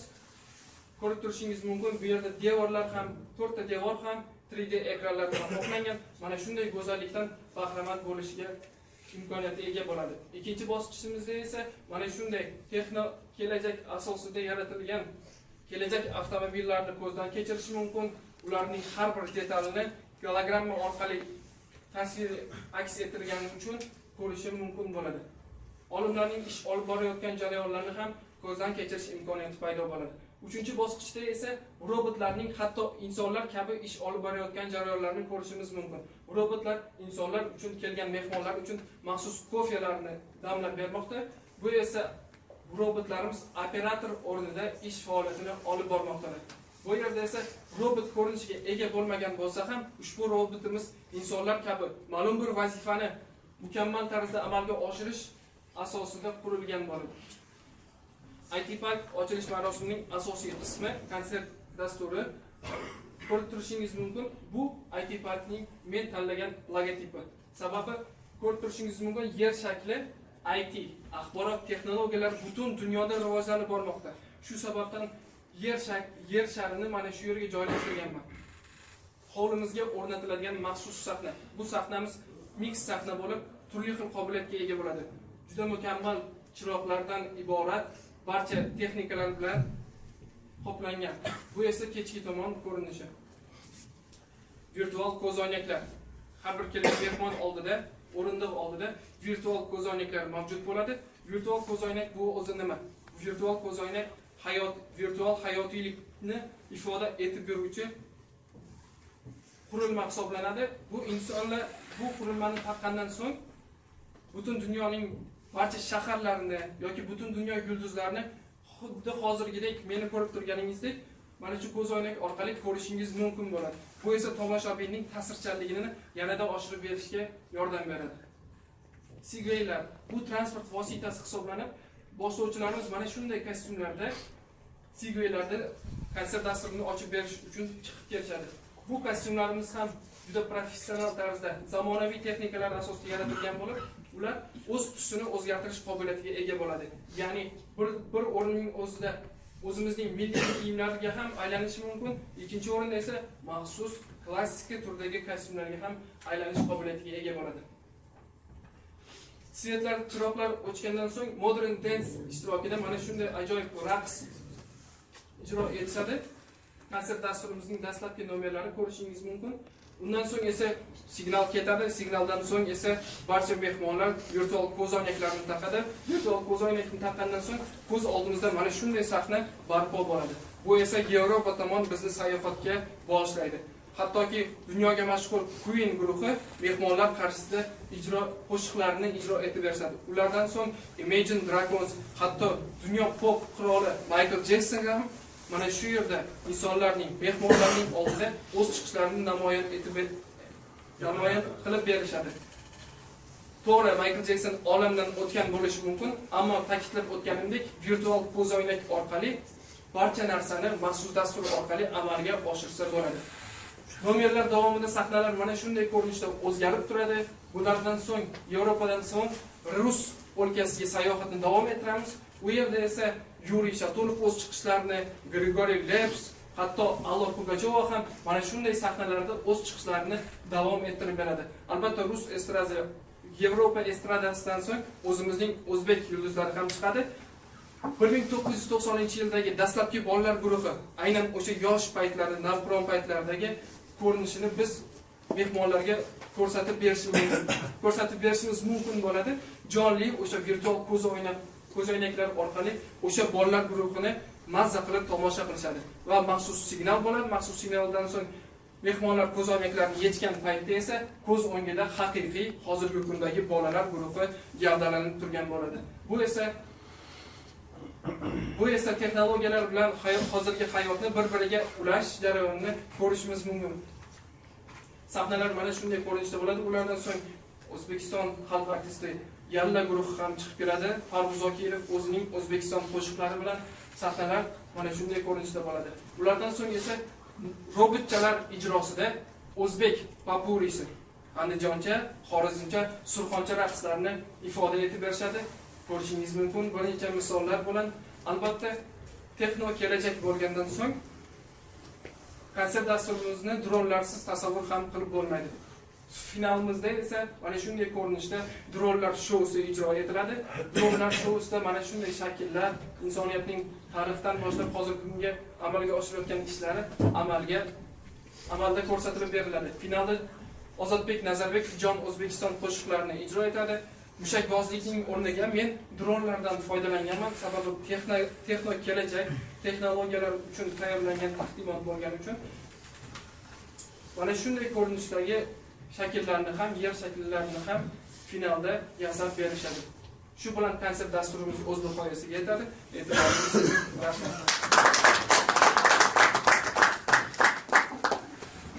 Taqdimotga tayyorlanish jarayonida biz har xil janrlarga e'tibor berishga harakat qildik. Navbatdagi taqdimotimiz 9-may xotira va g'alaba kuniga bag'ishlangan bayram tomoshasi. Demak, zamonaviy texnologiyalar asosida qanday sahnalashtirish mumkin? G'oya muallifi Davlatbek Alisher. Marhamat. Assalomu alaykum, hurmatli Nodirbek Baxtiyorovich, hurmatli ustozlar, qadrli talabalar. Men 4-kurs talabasi Davlatbek Alishev. Bugun e'tiboringizga 9-may xotira va qadrlash kuniga bag'ishlangan taqdimotimni havola etaman.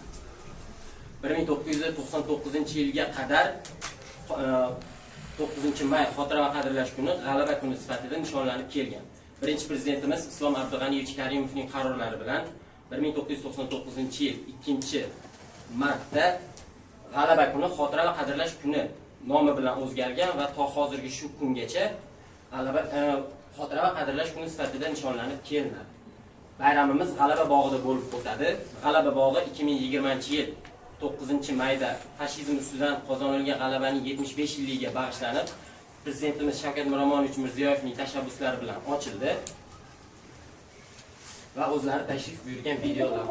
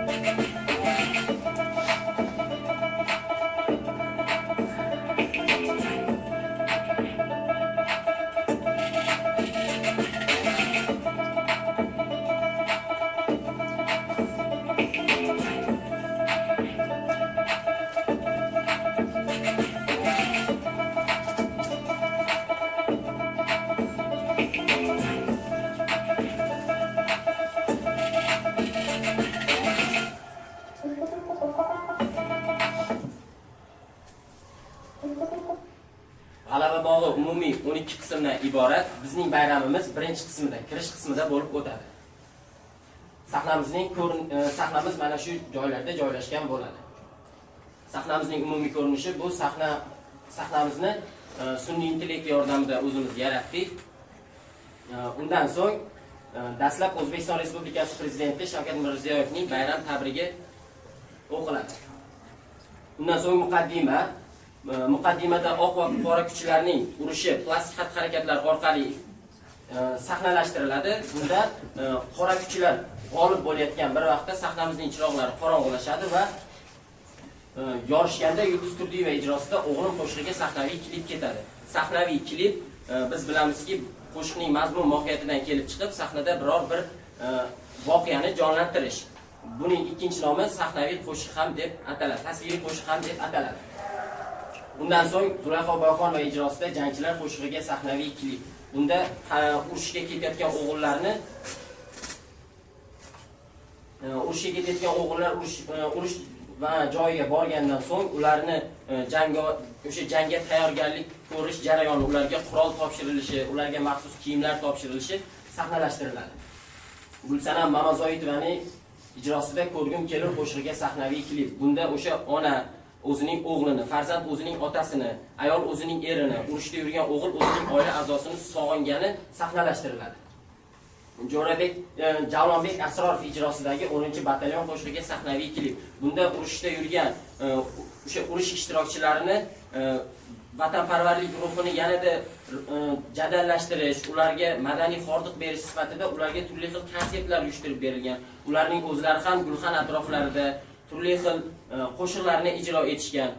O'sha jarayonlar sahnalashtiriladi. Undan so'ng dastlabki muqaddima qismi yana plastik xatti-harakatlar orqali ifoda etiladi. Bunda bizda ezgulik g'alaba qozonadi. Undan so'ng g'alaba bongi. Fonda g'alabaga erishganimiz to'g'risidagi ovoz ketadi. Xalq xursandchiligi sahnada sahnalashtiriladi.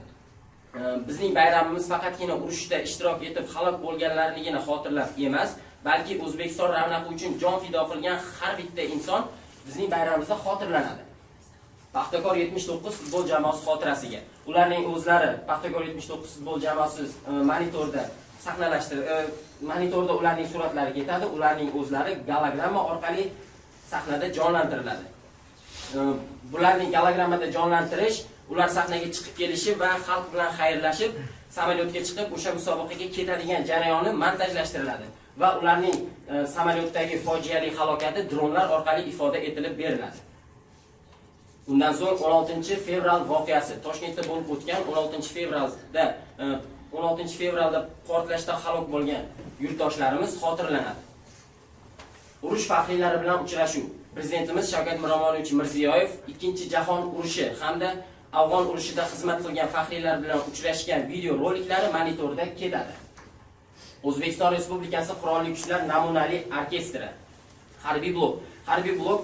Harbiy blokda harbiylar o'zlarining qo'shiqlarini birin-ketin ijro etishadi.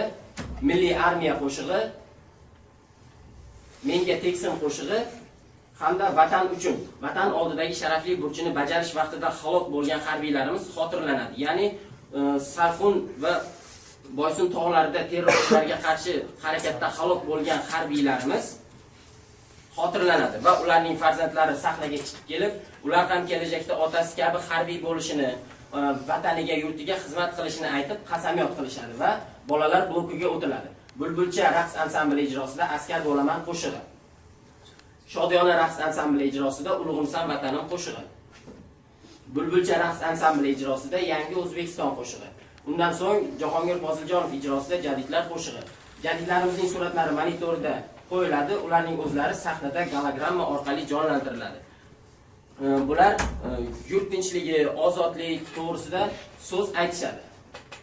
Ozodbek Nazarbekov ijrosidagi Mendirman o'sha qo'shig'iga sahnaviy klip. Bunda Milliy gvardiya hamda harbiylarimiz sahnada o'zlarining jangovar tryuklarini ko'rsatishadi. Sardor Mamadaliyev ijrosidagi Unutmoq osonmas sizlarni qo'shig'iga sahnaviy klip. Bunda O'zbekiston ravnaqi uchun jon fido qilgan har bitta buyuk shaxsning suratlari monitorda ketib, ularning har biri xotirlanadi. Yulduz Usmonova ijrosida O'zbekiston qo'shig'i. Final. Har bitta barcha bayram ishtirokchilari sahnaga chiqib kelishadi va tomoshabinlar bilan xayrlashishadi. Mushakbozlik boshlanadi. E'tiboringiz uchun rahmat.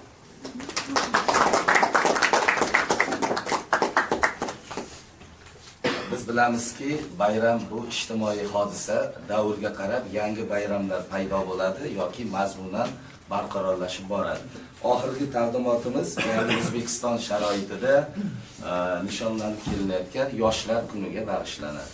G'oya muallifi Jo'rabek Doniyorov, demak 30-yil Yoshlar kuniga bag'ishlangan teatrlashtirilgan tomoshani o'z g'oyalarini bildirib o'tadi. Marhamat.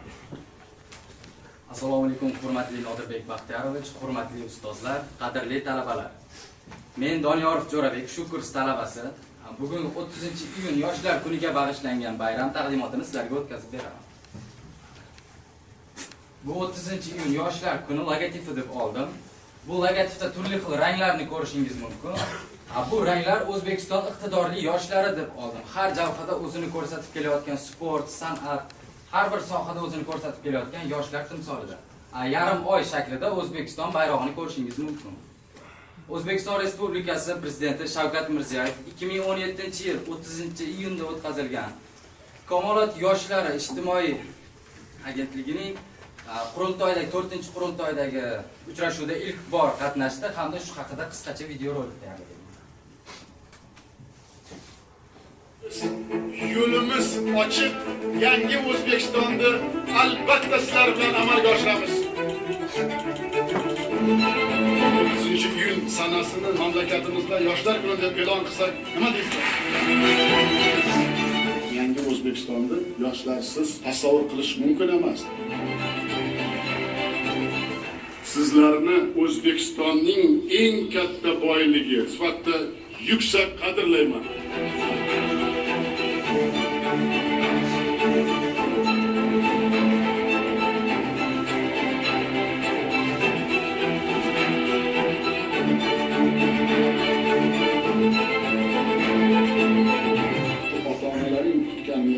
Sizlarni baxtli qilmoqchiman, sizlar orqali yo'llarimni topib bermoqchiman. Juda katta kuch-qudrat olaman sizlardan. Sizlar mana shunday kuch-qudrat egasisizlar.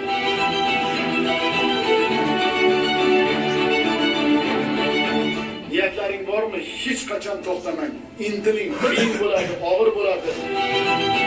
Hech qachon tortinma, erinma, izlanishdan charchama. Siz axir osmonni olmoqchi bo'lsangiz, ne uchun yelkamni tutib bermayin?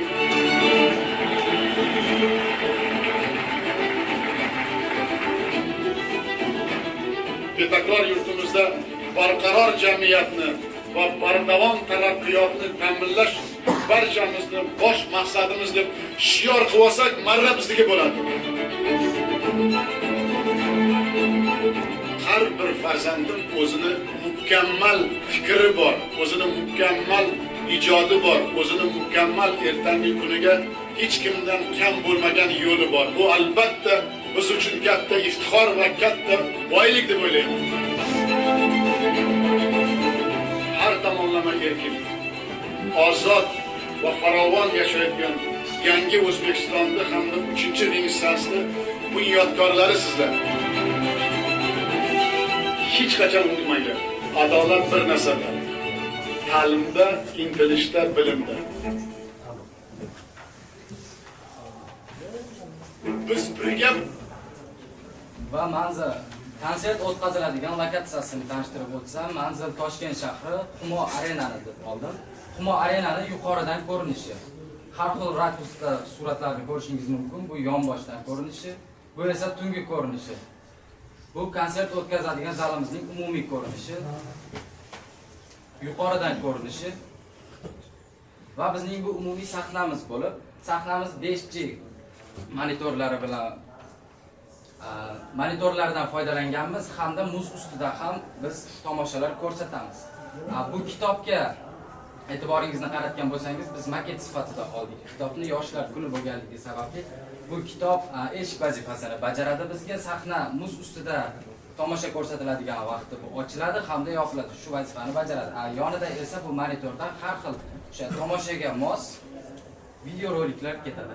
Yuqoridagi kitobga e'tibor qaratgan bo'lsangiz, bu gologrammadan foydalandik. Gologramma orqali bu kitob namoyish bo'ldi. Va bizning prologimiz har xil mana shunday yorqin chiroqlardan foydalandik. Va bu sahnamizning umumiy chiroqlar holati. Hamda mana shunday kostyumlarda raqqoslar raqs tushadi. Lazer show ko'rsatadi. Hamda gologramma orqali bizda teskari sanoq va O'zbekiston Respublikasi Prezidenti nutqi hamda nutqi yakunida O'zbekiston iqtidorli yoshlarni mard o'g'lon ko'krak nishoni bilan taqdirlash marosimi ham bo'lib o'tadi.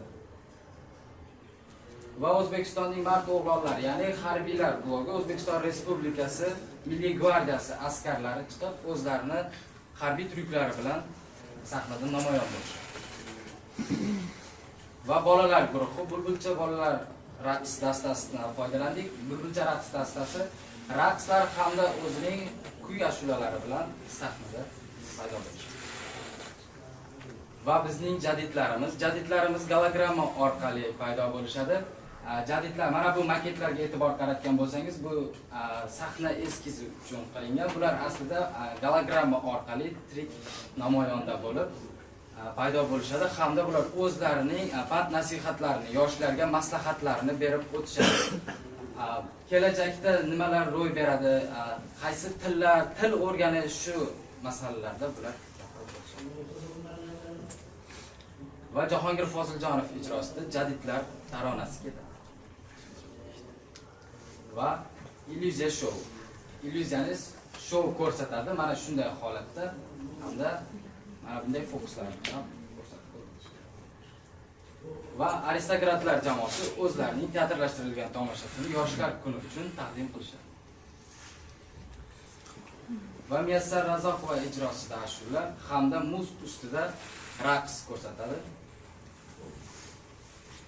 Va hozirgi kunda rivojlanib kelayotgan san'at turlaridan biri beatbox, yoshlar ijrosida, iqtidorli yoshlar ijrosida beatbox show bo'lib o'tadi. Va kechaning kutilgan mehmon san'atkori Rossiyadan tashrif buyurgan Dima Bilan hamda Rossiyaning raqqoslari muz ustida bular ham raqs hamda etyudlar ko'rsatib o'tishadi. va baxshi battle. Bu yerda zamonaviy hamda an'anaviy yo'nalishlarda baxshilar battle o'ynashadi. Va o'zbek milliy raqsi hamda jahon estrada raqslari ijrosida battle bo'lib o'tadi bu joyda. Va Parij 2024 g'olib sportchilari hamda sovrindor sportchilari ijrosida chiqishadi. Bular monitorda ularning o'sha taqdirlash marosimi, final bahslari qo'yiladi hamda ular o'zlari sahnaga chiqib, o'z sport turlaridan qisqacha elementlarni ko'rsatib o'tishadi. Va O'zbekistonning iqtidorli yoshlari ijrosida finalni ashula O'zbekiston yoshlari ashulasi ketadi hamda barcha san'atkorlar chiqishadi. Va mana bu ko'rib turgan gologramma kitob ortidan dronlar orqali jadidlarimizning kitoblari pastdagi yoshlarga tarqatildi. E'tiboringiz uchun rahmat. Rahmat, hurmatli ustozlar, mana belgilangan 6 ta taqdimotni ko'rdingiz. Rektorimizni muhim qo'ng'iroq bilan bir vazifa topshirganligi uchun hozir tayinlab ketishdi. Men bolalarni taklif qilmoqchiman, biroq agar fikringlar bo'lsa, ularga bildirsanglar, shunga qarab kelajak ishlarni rejalashtiramiz. Sobir aka, sizda dekarimizda, professor o'qituvchilarimizda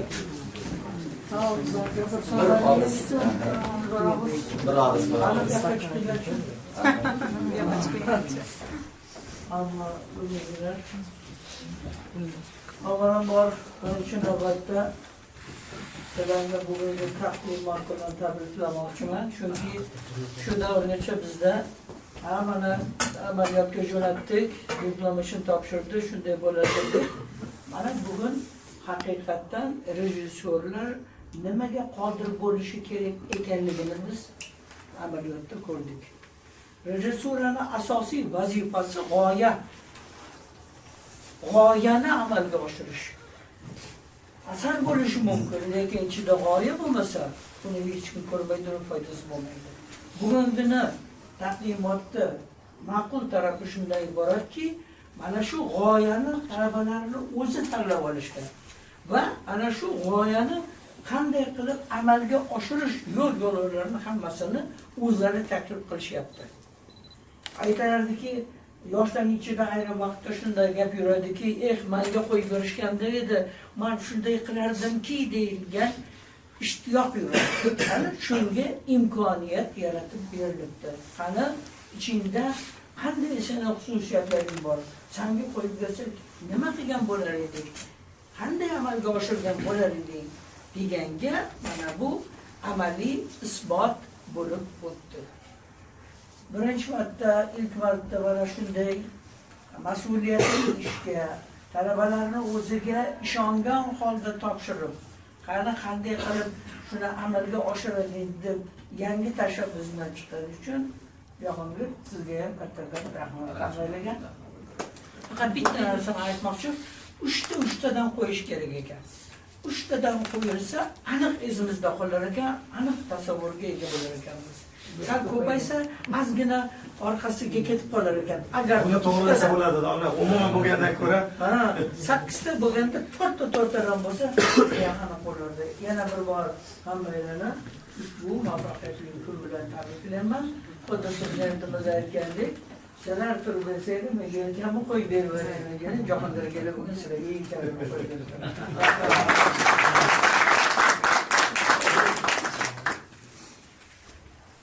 Juda katta mehnat qilingan. Men o'ylaymanki, bular 4 yil estrada va ommaviy tomoshalar rejissyori kasbini egallash uchun bel bog'lashgan. Mana bugun men his etdimki, haqiqatdan ular 4 yilni bekorga ketkazishmagan. Jahongir akalaringni rahbarligi ostida mana shunday mavzular tanlangan, tarqatilgan, tanlangan bo'lsa kerak menimcha. Va asoslab berishyapti bolalar. Agardaki mana shu yo'lda izlanish davom etsa, biz o'ylaymanki, kelajakda yurtimizning katta tadbirlari mana shu yoshlar ijrosida bo'ladi degan umiddaman. Tabriklayman. Rahmat. endi bundan bir 2 oy oldin domla bilan direktorimiz bilan suhbatlashganimizda aynan rejissyorlik kursida dars berayotgan o'qituvchilar, talabalar bevosita respublika miqyosida o'tkaziladigan bir tadbirlarga bir jalb etishi bo'yicha alohida bir masala sifatida ko'tarilgan edi. Mana juda yaxshi takliflar bo'ldi. Albatta rahbariyat yordami bilan menimcha mana shu kabi loyihalarni amalga oshirsa bo'ladi. Albatta rahbariyatimiz bizning nomimizdan vazirligimizga bir yangi g'oyalar borligi, albatta qanaqadir bir kamchiliklar bo'lsa, albatta to'g'rilanadi, yutuqlar juda ko'p. Shuning uchun Xudo xolasa birga bajarishga, ishlashga tayyormiz.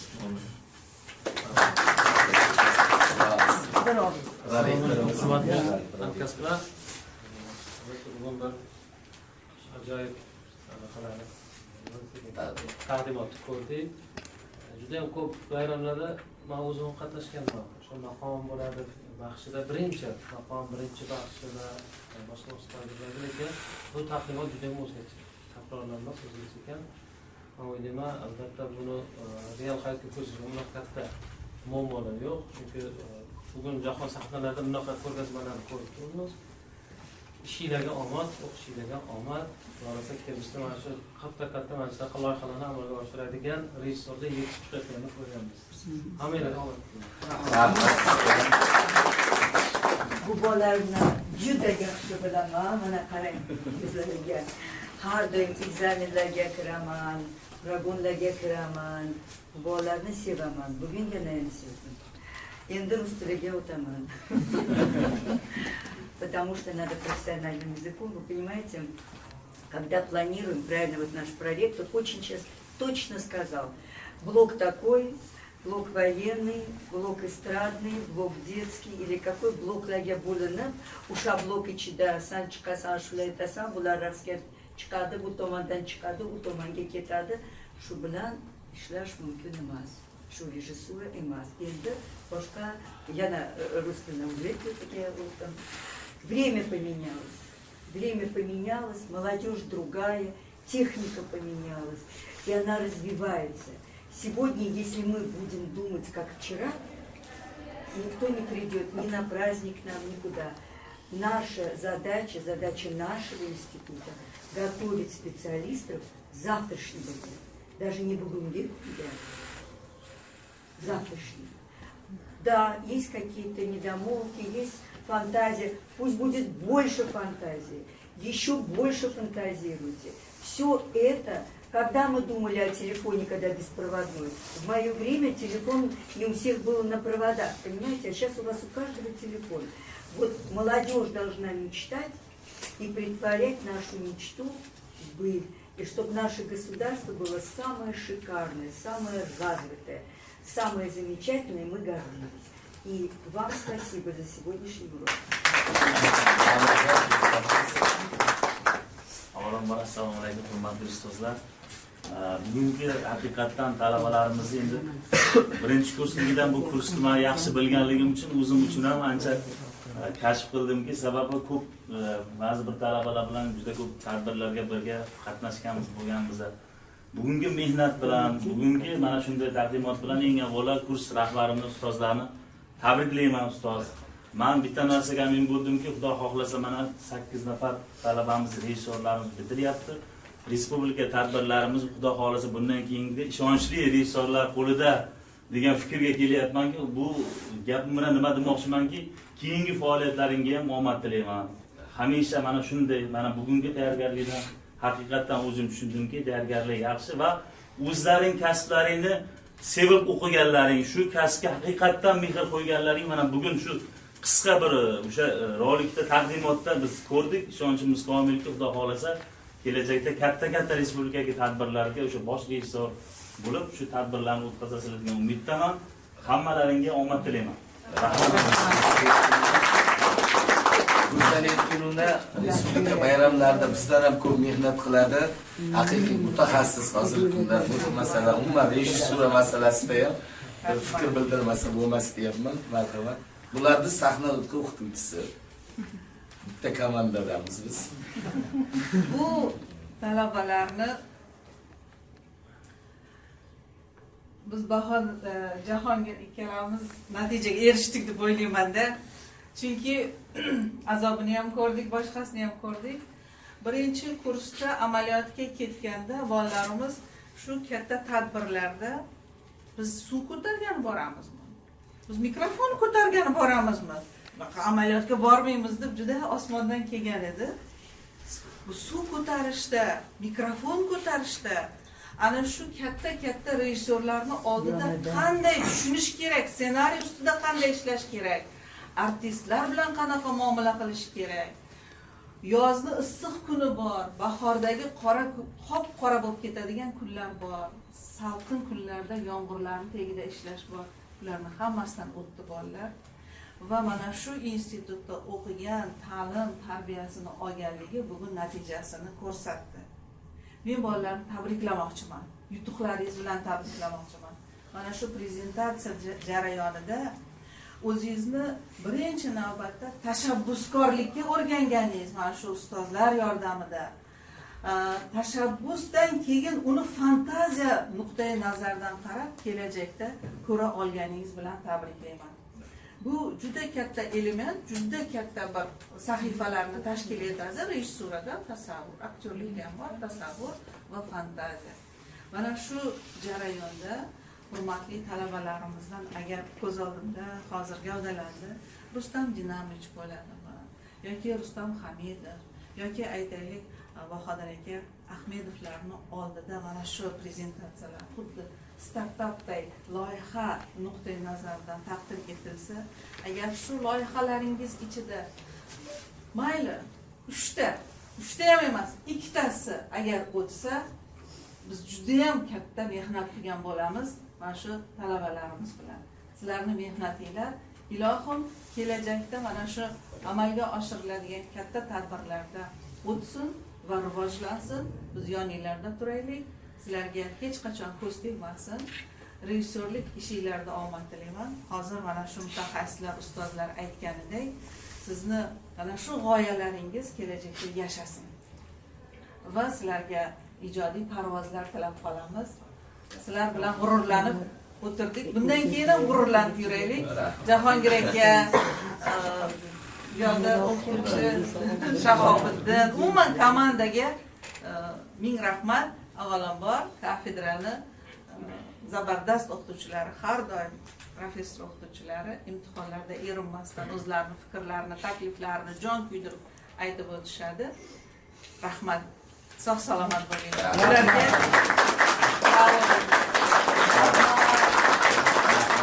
hurmatli ustozlar, taqdimotimiz so'ngida kichkina e'lonimiz bor. Ertaga 12da monospektaklimiz bor. Rektorimiz kelishi kutilyapti. Hozir rektor ketayotganda spektakldan keyin fikrlarimni bildiraman. Bu kurs bilan men alohida gaplashaman deb vazifa berib ketdi. Ertaga 12ga rejalashtirilgan.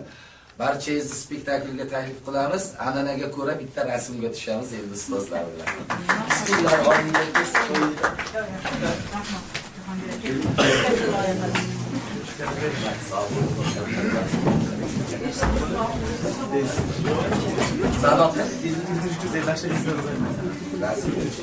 ustozlar kelinglar.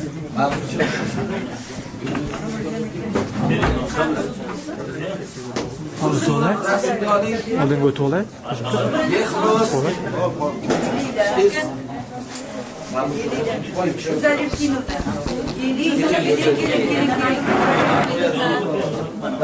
O'tiring yana olamiz. Tez shovka chiqib oldi. Bormi? Hozir chiqdik kelishyorimiz bilan.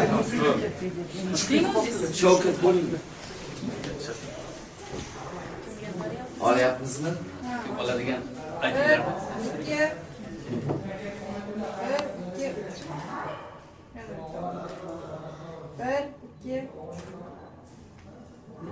Endi bitta olasizlar video oling, bizni shiorimiz borda. Diqqat. Diqqat. Tayyormisiz? 5 kara 5. Rahmat.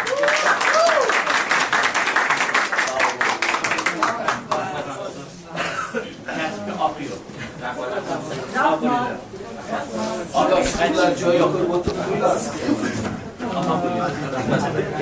yaxshi himoya.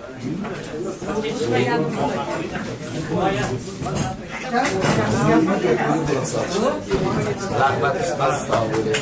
Ertaga 12da sizga ham rahmat. Xudo xolasa. Slaydlarni tez menga tashlanglar.